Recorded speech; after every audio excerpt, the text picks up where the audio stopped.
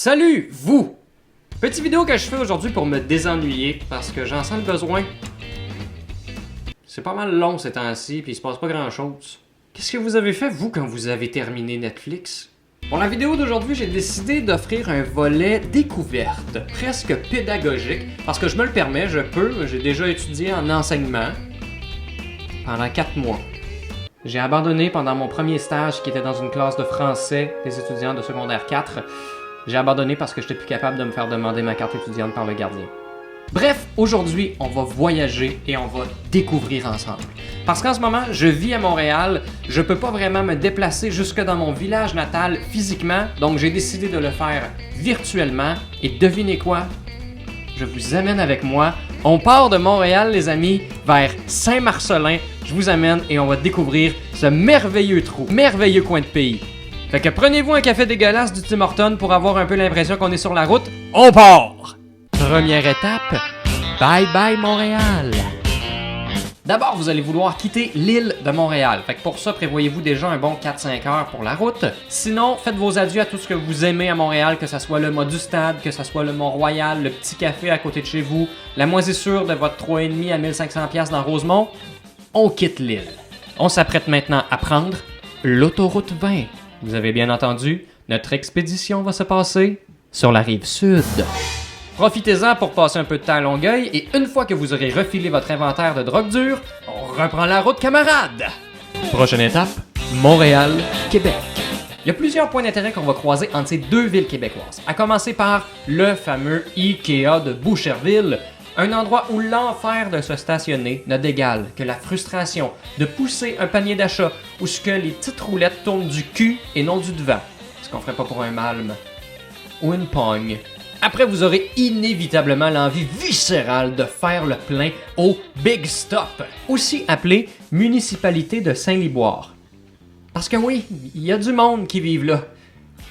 Commence à avoir hâte de tanker eux autres aussi d'ailleurs. Et si jamais vous avez suffisamment faim pour renoncer à ce qu'il y a de plus beau sur cette terre, je vous conseille le buffet des continents de Drummondville. Le plus gros buffet des continents au monde. Il n'y en a pas un autre de plus gros. Drummondville qui l'a. Ils ont aussi un des plus hauts taux de dépression.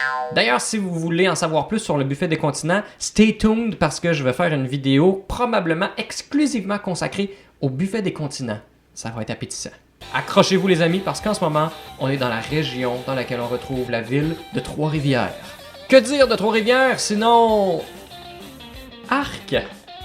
Je vous conseille, ceci dit, une visite dans le vieux Trois-Rivières, un endroit qui va vous faire beaucoup penser au vieux Québec, mais agréable, tranquille et sans les animateurs de rue à tous les 20 pieds qui vous font dire « Avoir su, on serait allé au cirque, c'est un tabarnak! » Mais par contre, sachez que si vous voulez absolument vous rendre à Trois-Rivières, vous allez devoir passer par la route qui mène au pont de Trois-Rivières. Une route qui découragerait pas mal n'importe qui, surtout quand l'objectif c'est Trois-Rivières. C'est maintenant l'occasion de faire escale à l'Érable à la sortie 228, une des plus récentes haltes-restaurants de l'autoroute 20.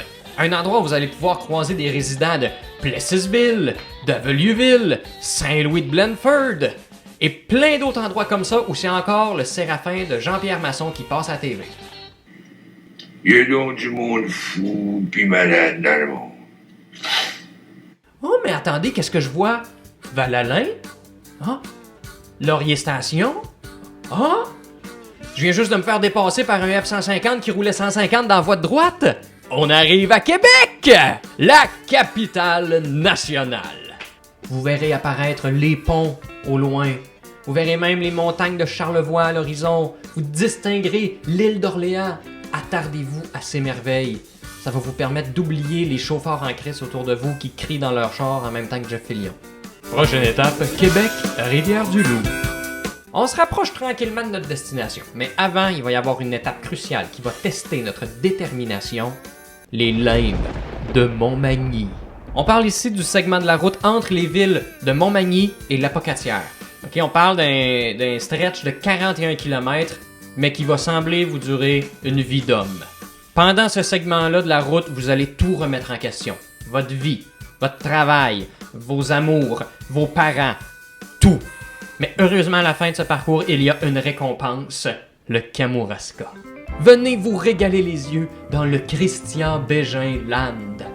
On a tous un ami un peu bourge qui a une maison d'été dans le Kamouraska. Attention, c'est pas un chalet, c'est une maison d'été. C'est sensiblement la même chose, sauf que dans le frigidaire, c'est pas de la course qu'il y a, c'est un best-of de l'espace cellier. Là, passer le Kamouraska, ça va être le temps de redescendre un peu sur Terre, retourner au plancher des vaches, se reconnecter avec le vrai monde, avec la pauvreté. Quoi de mieux pour balancer que Rivière-du-Loup, la capitale de la tourbe. Profitez-en pour visiter le fameux centre-ville de Rivière-du-Loup et sa magnifique rue La Fontaine. Une rue où il paraît qu'à minuit, à chaque soir, on entend encore les cris et les lamentations de tous les Jason qui se sont fait domper par leur blonde au fameux bar chez Kojak. Et c'est maintenant le temps de profiter des derniers moments de civilisation qui restent parce que, chers amis, on va quitter l'autoroute 20. Et là, je suis en train de me rendre compte que faire une vidéo sur 6 heures de char, sur un périple comme ça risque de prendre du temps. Et tant qu'à rusher les choses, j'aime mieux faire ça en 2 parties.